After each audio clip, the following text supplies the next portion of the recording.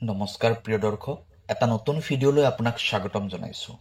এইবাৰ 2025 চনৰ দিৱালী তথা কালী পূজা হ'ব 20 অক্টোবৰ আৰু সেই দিনাৰ পৰাই 5টা ৰাশিৰ ভাগ্য সলনি হ'ব। হাতলৈ প্ৰচুৰ পৰিমাণে ধনৰ আগমন হ'ব, ঘৰৰ উন্নতি হ'ব। ইয়াৰ মুখ্য কাৰণ হ'ল দিৱালীৰ পিছৰ পৰা গ্ৰহ নক্ষত্ৰৰ বিশেষ পৰিৱৰ্তন হ'বলৈ গৈ আছে। শনি গ্ৰহ কুম্ভ ৰাশিত প্ৰৱেশ কৰিব দিৱালীৰ পিছৰ পৰা, যাৰ ফলত এই 5টা ৰাশিৰ ব্যক্তিসকলৰ জীৱনত উন্নতি হ'বলৈ ধৰিব। সকলো ক্ষেত্ৰতে এওঁলোকে সফলতা অৰ্জন কৰিব পাৰিব তথা সকলো দিশতে এটা ভাল ফল লাভ কৰিবলৈ সক্ষম হ'ব। প্ৰিয় দৰ্শক, যদি আপোনাৰ চাকৰি, ব্যৱসায়, টকা পইচা, স্বাস্থ্য নাইবা আপোনাৰ যিকোনো ব্যক্তিগত সমস্যা হৈ আছে, তেনেহ'লে ভিডিঅ'ৰ স্ক্ৰীণত দিয়া নাম্বাৰত আমাক ফোন কৰিব। আমি আপোনাৰ সমস্যাসমূহ সমাধান কৰিবলৈ চেষ্টা কৰিম। ভিডিঅ'টো শ্বেয়াৰ কৰি দিব আৰু কমেণ্টত লিখিব জয় মা লক্ষ্মী। এতিয়া আহক ভিডিঅ'ৰ পৰৱৰ্তী অংশলৈ যাওঁ।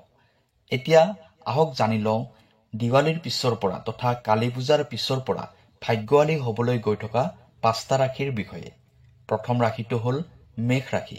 যিবোৰ ব্যক্তিৰ নামৰ প্ৰথম আখৰটো অ, লৰে আৰম্ভ হয়, তেওঁলোকৰ মেষ ৰাশি হয়। মেষ ৰাশিৰ জাতক জাতিকাসকলৰ জীৱনত এই দিৱালীৰ পিছৰ পৰা ভাল দিনৰ আৰম্ভণি হ'ব। সকলো ক্ষেত্ৰতে আপুনি সফলতা লাভ কৰিবলৈ সক্ষম হ'ব।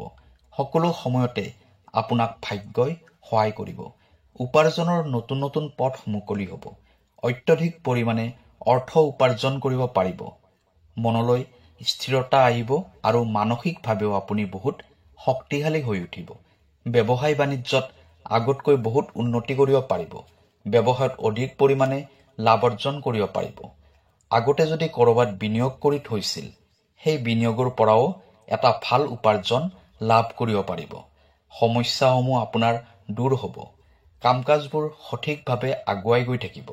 পৰিয়ালৰ ক্ষেত্ৰতো শুভফল লাভ কৰিব পাৰিব। নিবনুৱাসকলৰ বাবে শুভ খবৰ প্ৰাপ্তি হোৱাৰ যোগ দেখা যায়। যদি আপুনি আগৰ পৰাই কিবা কামৰ সৈতে আছিল, আপুনি কিবা কামত লাগি আছিলে, সেই কামত এতিয়া আপুনি নিশ্চয় সফলতা লাভ কৰিব পাৰিব। দূৰ সম্পৰ্কীয় কৰ্মতো আপুনি এটা ভাল ফল দেখুৱাব পাৰিব। এই সময়খিনিত যিমান পাৰে নিজকে ব্যস্ত কৰি ৰাখিবলৈ চেষ্টা কৰিব। কৰ্মৰ ক্ষেত্ৰত সফলতা অৰ্জন কৰিব পাৰিব।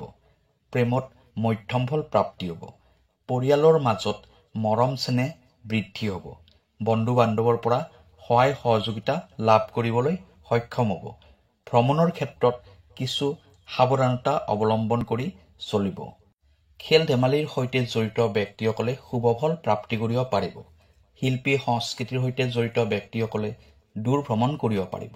মামলা মোকৰ্দমাত জয়লাভ কৰিব পাৰিব। এতিয়া আহিছোঁ দ্বিতীয় ভাগ্যশালী ৰাশিটোলৈ। দ্বিতীয় ভাগ্যশালী ৰাশিটো হ'ল মিথুন ৰাশি। যিবোৰ ব্যক্তিৰ নামৰ প্ৰথম আখৰটো ক আৰু দ্বিতীয় স্বৰে আৰম্ভ হয়, তেওঁলোকৰ মিথুন ৰাশি হয়। মিথুন ৰাশিৰ জাতক জাতিকাসকলৰ শনি গ্ৰহৰ কুম্ভ ৰাশিলৈ গমনৰ ফলত অৰ্থ অহাৰ বাট মুকলি হৈ যাব। উপাৰ্জনৰ ক্ষেত্ৰতো নতুন নতুন সংযোগ ঘটিব। যিকোনো কামেই আপোনাৰ সোনকালে সমাপ্ত কৰিব পাৰিব আৰু সেই কামৰ পৰা এটা ভাল ফল লাভ কৰিব পাৰিব।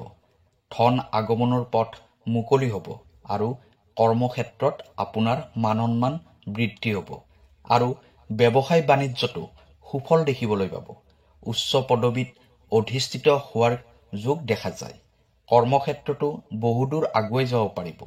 ঘৰুৱা পৰিৱেশটো আনন্দমুখৰ হ'ব আৰু আত্মীয় স্বজনৰ পৰা সন্মান পোৱাৰ যোগ দেখা যায়। ক'ৰবাত বহুদিনৰ পৰা ফচি থকা ধন ঘূৰাই পাব। ব্যৱসায় বাণিজ্যৰ সৈতে জড়িত ব্যক্তিসকলৰ অধিক উন্নতিৰ যোগ দেখিবলৈ পোৱা যাব। চাকৰিয়ালসকলৰ কৰ্মত পদোন্নতি দেখিবলৈ পোৱা যায় আৰু প্ৰচুৰ পৰিমাণে অৰ্থৰ আগমন হ'ব আপোনাৰ। যিকোনো ডাঙৰ কাম কৰাৰ আগতে জ্যেষ্ঠ ব্যক্তিৰ পৰা পৰামৰ্শ লৈহে কামত আগবাঢ়িব। মিথুন ৰাশিৰ ব্যক্তিসকলৰ শনি গ্ৰহ পৰিৱৰ্তন হোৱাৰ বাবে যিকোনো শুভ কাম আপুনি ইচ্ছা কৰিলে আৰম্ভ কৰিব পাৰিব। ইয়াৰ ফলত শনিদেৱৰ কৃপা লাভ কৰাৰ লগতে মা লক্ষ্মীৰো পৰম কৃপা আপুনি লাভ কৰিব পাৰিব। নিজক যিকোনো কামতে ব্যস্ত ৰাখিবলৈ চেষ্টা কৰিব।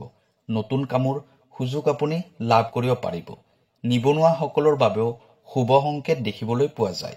ভাই ভনীৰ মাজত সম্পৰ্কবোৰ ভাল হ'ব। কেৰিয়াৰৰ ক্ষেত্ৰত উন্নতি হোৱা দেখিবলৈ পোৱা যায়। স্বাস্থ্যৰ ক্ষেত্ৰতো উন্নতি দেখা যায়। যিকোনো লেনদেন আপুনি কৰিব পাৰিব। এতিয়া আহিছোঁ তৃতীয় ভাগ্যশালী ৰাশিটোলৈ। তৃতীয় ভাগ্যশালী ৰাশিটো হ'ল কন্যা ৰাশি। যিবোৰ ব্যক্তিৰ নামৰ প্ৰথম আখৰটো প আৰু মূৰ্ধন্যাক্ষৰে আৰম্ভ হয় তেওঁলোকৰ কন্যা ৰাশি হয়।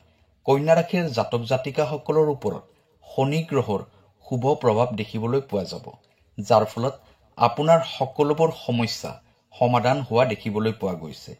এই দিৱালীৰ পিছৰ পৰাই আপোনাৰ ভাগ্য উদয় হৈছে বুলি ক'ব পৰা যায়। আপোনাৰ ধন উপাৰ্জনৰ পথ মুকলি হ'ব তথা আপোনাৰ উপাৰ্জন বৃদ্ধি হ'ব। ব্যৱসায় বাণিজ্যৰ ক্ষেত্ৰতো অধিক পৰিমাণে লাভৱান হ'ব পাৰিব। আগৰ পৰা আপুনি যিবোৰ কাম কৰি আছিল সেই কামবোৰতো আপুনি এতিয়া সফলতাৰ মুখ দেখিবলৈ পাব। আপুনি যিমানে চেষ্টা কৰিব তাতকৈ অধিক ফল লাভ কৰিবলৈ সক্ষম হ'ব। কোনোবা আত্মীয়ৰ পৰা সহায় সহযোগিতা লাভ কৰিব পাৰিব আৰু আত্মীয়ৰ ফালৰ পৰাও আপোনাৰ মান সন্মান বৃদ্ধি পোৱাৰ যোগ দেখা যায়। ঘৰ পৰিয়ালত সুখ শান্তি বৃদ্ধি পাব। নিজৰ খংটো নিয়ন্ত্ৰণ কৰিবলৈ চেষ্টা কৰিব, নহ'লে ইয়ে আপোনাৰ ক্ষতি কৰাৰ সম্ভাৱনা দেখা যায়। বন্ধুবৰ্গৰ সৈতে সময় কটাই আনন্দ অনুভৱ কৰিব পাৰিব আৰু বন্ধুৰ পৰাও সহায় সহযোগিতা লাভ কৰিব পাৰিব।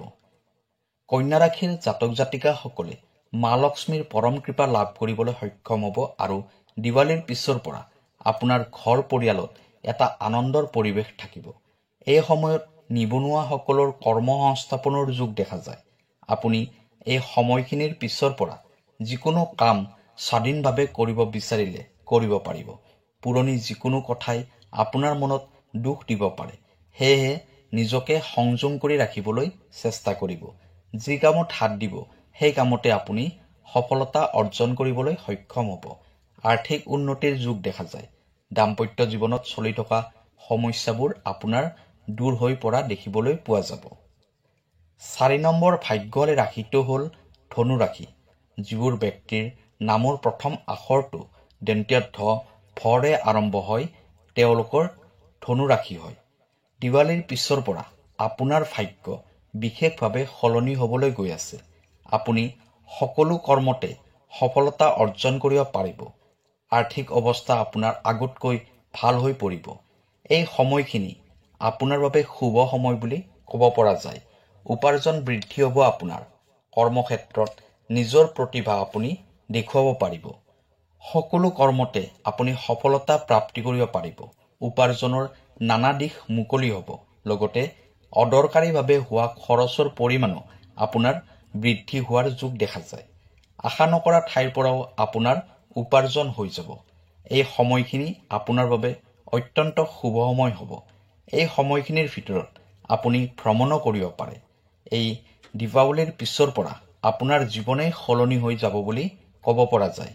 মনৰ দৃঢ়তা বাঢ়িব আৰু মনটো আশাবাদী হৈ উঠিব। আপুনি হাত দিয়া কামবোৰ ভালদৰে হ'বলৈ ধৰিব। ঘৰলৈ অধিক পৰিমাণে অৰ্থৰ আগমন হ'ব। নতুন কৰ্মলাভৰ সুযোগ পাব। বিনিয়োগৰ পৰা অধিক পৰিমাণে লাভ অৰ্জন কৰিব পাৰিব।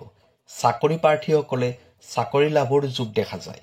আপোনাৰ সন্তানৰ প্ৰতি নজৰ ৰাখিব। যি কামেই কৰিব এবাৰ ভালদৰে ভাবি চাইয়ে কামটোত হাত দিব। এতিয়া আহিছোঁ 5 নম্বৰ ভাগ্যশালী ৰাশিটোলৈ। 5 নম্বৰ ভাগ্যশালী ৰাশিটো হ'ল মীন ৰাশি। যিবোৰ ব্যক্তিৰ নামৰ প্ৰথম আখৰটো দন্ত্য প্ৰথম স্বৰে আৰম্ভ হয় তেওঁলোকৰ মীন ৰাশি হয়।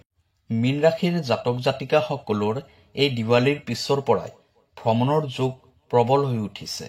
বিশেষকৈ আপোনাৰ দূৰ ভ্ৰমণৰ যোগ দেখা যায়। শনিদেৱ আৰু মা লক্ষ্মীৰ পৰম কৃপাত আপুনি লাভ কৰিবলৈ সক্ষম হ'ব। ফলত আপোনাৰ সকলোবোৰ কামতে এটা সফলতাৰ মুখ দেখিবলৈ পাব। কোনো অচিনাকি ব্যক্তিয়ে আপোনাক সহায় কৰিব পাৰে। সেই সহায়ৰ বাবে আপুনি বহুত বেছি লাভ অৰ্জন কৰিবলৈ সক্ষম হ'ব। যোগাযোগৰ ক্ষেত্ৰতো আপোনাৰ এটা শুভফল দেখিবলৈ পোৱা যায়। সম্পত্তি লাভৰ প্ৰবল যোগ আপোনাৰ আছে। ঘৰ পৰিয়ালত সুখ শান্তি থাকিব। প্ৰেমত শুভফল প্ৰাপ্তি কৰিব। মনটো আপোনাৰ আশাবাদী হৈ উঠিব। ব্যৱসায় বাণিজ্যৰ ক্ষেত্ৰতো উন্নতি হোৱা দেখা যায়। নিবনুৱাসকলৰ বাবে কৰ্মপ্ৰাপ্তিৰ প্ৰবল যোগ দেখা যায়। চাকৰিৰ বাবে যদি বহুদিনৰ পৰা চেষ্টা কৰি আছিল, সেই চাকৰি প্ৰাপ্তিৰ যোগ দেখা যায়। কৰ্মৰ ক্ষেত্ৰত অধিক পৰিমাণে উন্নতি কৰিব পাৰিব। চাকৰি কৰি থকা ব্যক্তিসকলৰ পদোন্নতিৰ যোগ দেখা যায়। লগতে স্থান পৰিৱৰ্তনো হ'ব পাৰে। যিকোনো হাতত লোৱা কামেই সম্পূৰ্ণ হৈ উঠিব। নতুন কৰ্মলাভৰ যোগ দেখা যায়। মীন ৰাশিৰ জাতক জাতিকাসকলে ঘৰৰ বাবে কিবা এটা নতুন বস্তু ক্ৰয় কৰিব বিচাৰিলে কৰিব পাৰিব। আৰ্থিক উন্নতিৰ যোগ দেখা যায়। প্ৰিয় দৰ্শক, দিৱালীৰ পিছৰ পৰা এই 5টা ৰাশিৰ ভাগ্যৰ দুৱাৰ মুকলি হ'ব। ভিডিঅ'টো কেনেকুৱা লাগিলে জনাব। কাইলৈ আকৌ লগ পাম। ধন্যবাদ।